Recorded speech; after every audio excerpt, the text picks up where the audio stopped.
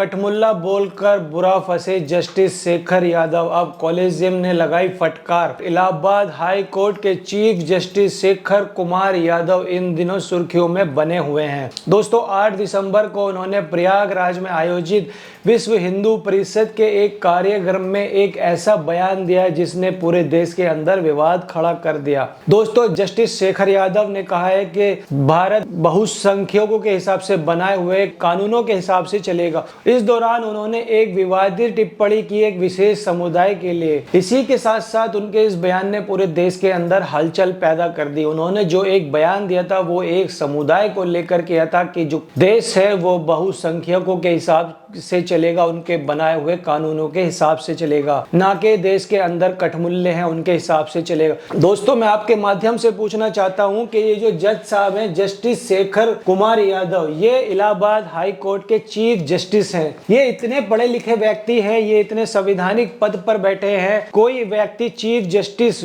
तभी बन पाता है जब उसके अंदर एक काबिलियत होती है, तभी वो इतने बड़े पद पर जा पाता है। लेकिन इनकी जो सोच है शेखर कुमार यादव की, वो मुझे लगता है कि वो सोच उनकी बिल्कुल जीरो है। वो जो संविधान के हिसाब से काम होता है उस हिसाब से वो काम नहीं कर रहे हैं। दोस्तों मैं आपके माध्यम से एक सवाल करना चाहता हूं कि जिन्होंने जो बयान दिया था, क्या ये बयान केवल इसलिए था कि इनका 2 साल के बाद में रिटायरमेंट होने वाला है 2026 में, और ये अभी से ही लेकर चल रहे हैं कि मुझे हिंदू मुस्लिम करना है और हिंदू मुस्लिम करने के बाद मुझे हो सकता है मुझे कोई भी एक पार्टी है वो मुझे रिटायरमेंट के बाद महत्वपूर्ण पद दे दे। तो मैं आपके माध्यम से यही सवाल करना चाहता हूं कि ये शेखर यादव हैं, ये बिल्कुल सही कर रहे हैं? क्या इनके अंदर जो सोच है, जिस तरीके से इन्होंने विश्व हिंदू परिषद का मंच है उसके ऊपर इन्होंने जो बयान दिया है कि संविधान बहुसंख्यकों के हिसाब से देश चलेगा, ना कि कठमुल्लों के हिसाब से, अब जब इनको लगातार फटकार पड़ रही है सुप्रीम कोर्ट की तरफ से, जस्टिस शेखर खन्ना की तरफ से, तो अब ये लगातार ये जज साहब हैं, ये एक संविधान पद पे बैठे हैं, ये अपना लगातार बयान बदल रहे हैं कि मैंने ऐसा कुछ नहीं कहा। मीडिया ने मेरा एक भाग तोड़ मरोड़ कर पेश किया है। कठमुल्ला हिंदुओं में भी होते हैं। कठ का मतलब होता है लकड़ी और मुल्ला का मतलब होता है वो मन बुद्धि का बंदा, यानी कि लकड़ी के जैसा। तो अब ये लगातार बयान बदल रहे हैं, तो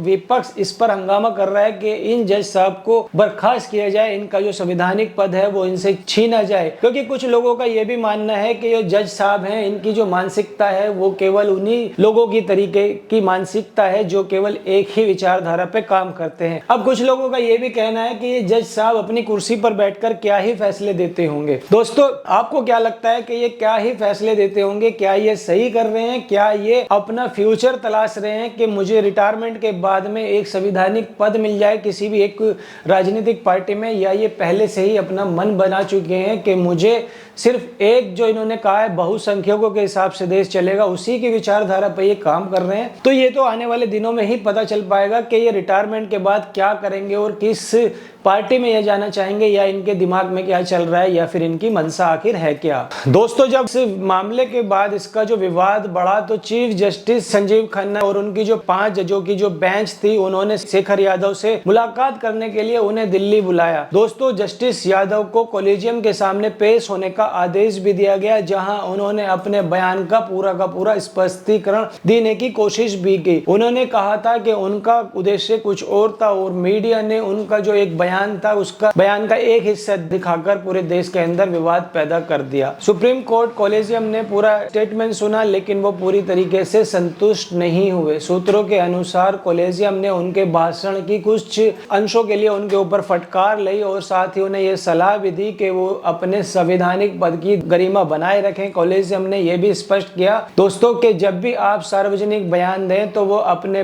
पद और गरिमा का ध्यान रखना चाहिए दोस्तों, और ये भी कहा कि उन्हें और अधिक सतर्कता बरतनी चाहिए। इस दौरान कॉलेजियम और जस्टिस शेखर यादव के बीच लगभग 45 मिनट तक संवाद का सिलसिला चला। दरअसल इस बीच शेखर यादव को अपनी स्थिति स्पष्ट करने का मौका लिया। सुप्रीम कोर्ट ने इस मामले को गंभीरता से लिया और आगे भी इनसे पूछताछ की संभावना भी जताई है। दोस्तों सुप्रीम कोर्ट का ये कदम साफ दर्शाता है कि न्यायपालिका अपने अधिकारियों से अपने सार्वजनिक जीवन के अंदर उच्चतम आचार संहिता की जो उम्मीद है वो करती है। दोस्तों, जस्टिस यादव का जो बयान है वो निजी दृष्टिकोण का हिस्सा था, लेकिन उनके जो संवैधानिक पद के कारण इस पर विशेष ध्यान दिया गया। इस घटना ने यह भी सिद्ध कर दिया है दोस्तों कि न्यायपालिका की जो स्वतंत्र है और निष्पक्षता जो है वो बनाए रखना संविधान के लिए सर्वोच्च प्राथमिकता होनी चाहिए। दोस्तों, जस्टिस शेखर यादव अपने बयान को लेकर इन दिनों सोशल मीडिया पर तमाम